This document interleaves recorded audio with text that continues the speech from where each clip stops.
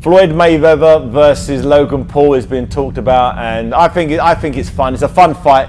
It's obviously there's only going to be one winner. You've got one of the best fighters in the history of boxing versus, you know, a YouTuber. You know, I know Logan Paul has had a boxing match against another YouTuber, KSI, and he lost the fight. So you've got one guy who's had one professional fight and lost it versus someone who's had now 50 fights, 51 fights, unbeaten, never lost.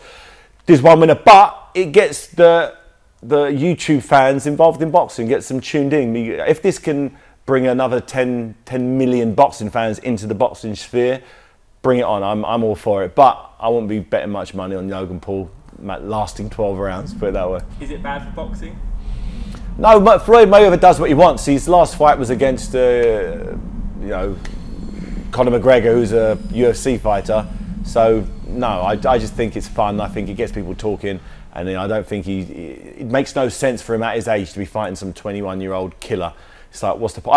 I wouldn't want to see that. I wouldn't want to see it. I don't mind watching Floyd Mayweather fight baseball players or YouTubers. I wouldn't want to see Mayweather fighting someone young, 22, undefeated, champion. I'm like, why? What's the point?